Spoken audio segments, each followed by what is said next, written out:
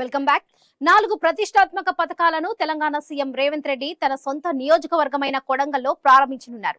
కొస్గి మండలం పరిధిలోని చంద్రవంచ గ్రామంలో ఈ పథకాలకు శ్రీకారం చుట్టనున్నారు. సీఎం రాకతో నేపథ్యంలో చంద్రవంకలో భారీ ఏర్పాట్లు చేశారు అధికారులు. ఇందిరమ్మ ఇల్లు, రేషన్ కార్డులు, రైతు భరోసా, ఇందిరమ్మ ఆత్మీయ భరోసా లబ్ధిదారులకు ధృవీకరణ పత్రాలను సీఎం రేవంత్ రెడ్డి అందించనున్నారు.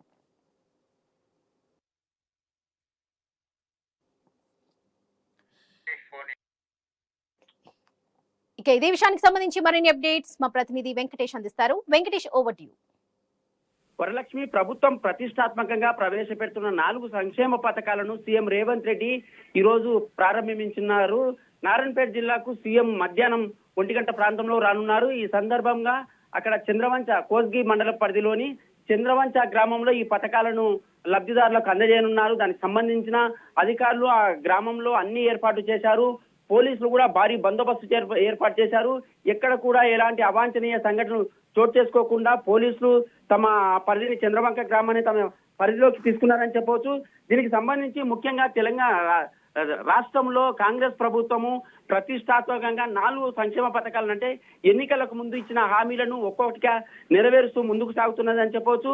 ఈ క్రమంలోనే కోస్గి మండల పరిధిలోని చంద్రవంచ గ్రామంలో సీఎం చేతుల మీదుగా గతంలో ఇచ్చిన హామీల నేపథ్యంలో ఇందిరమ్మ ఇల్లు, రేషన్ కార్డులు, రైతు భరోసా, ఇందిరమ్మ ఆత్మీయ భరోసా కార్యక్రమాలు అమలు చేసేందుకు కూడా ఇటీవల ప్రతి గ్రామంలో రాష్ట్ర వ్యాప్తంగా అధికారులు కొన్ని పథకాలకు సంబంధించిన లబ్ధిదారులకు ఎంపిక చేశారు.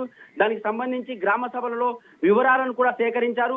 ఈ పథకాల అమలుకు సీఎం సొంత నియోజకవర్గమైన కోస్గి మండలంలో చంద్రవంచ గ్రామంలో లబ్ధిదారులకు ఈ ధృవీకరణ పత్రాలు కూడా అందజేసేందుకైతే సీఎం మధ్యాహ్నం రానున్నారు. ఈ నేపథ్యంలో ఉమ్మడి పాలమూరు జిల్లా వ్యాప్తంగా మంత్రులు కానీ, అక్కడ ఎమ్మెల్యేలు కానీ ఎక్కడికక్కడే ఆ లబ్ధిదారులను ఎంపిక చేసిన వారికి ఆ ధృవీకరణ లబ్ధిదారులకు పథకాలకు సంబంధించిన ధృవీకరణ పత్రాలు అందజేసేందుకైతే ఏర్పాటు చేశారు. ఈ నేపథ్యంలోనే హైదరాబాద్ నుంచి బయలుదేరిన హెలికాప్టర్ లో బయలుదేరే సీఎం కోస్గి మండలంలోని చంద్రవంచ గ్రామానికి నేరుగా రానున్నారు.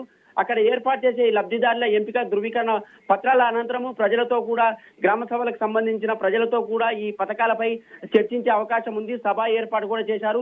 ఆ సభకు కూడా ఒక 50,000 మందిని కూడా తరలించేందుకైతే అధికారులు, కాంగ్రెస్ నేతలైతే కృషి చేస్తున్నారు. ఈ నేపథ్యంలో ఆ గ్రామంలో ఎక్కడ చూసినా కూడా పండగ వాతావరణం, అంటే 26 జనవరి ఎలా జరుపుకుంటామో ఆ ప్రభుత్వం ప్రవేశపెడుతున్న పథకాలను కూడా పండగ వాతావరణం జరుపుకోవాలని ఇప్పటికే సీఎం ఆదేశాలు జారీ చేసిన నేపథ్యంలో ఉమ్మడి పాలమూరు జిల్లా వ్యాప్తంగా ఎమ్మెల్యేలు కూడా అక్కడికి చేరుకొని దానికి సంబంధించిన పథకాలకు సంబంధించిన ధృవీకరణ పత్రాలకు సంబంధించిన లబ్ధిదారులకు ఎంపిక చేసిన వారికి అవి అందజేయనున్నారు. ఈ నేపథ్యంలో సీఎం రానున్న నేపథ్యంలో పోలీసులు కూడా కట్టుదిట్టమైన ఏర్పాట్లు చేశారు. వరలక్ష్మి.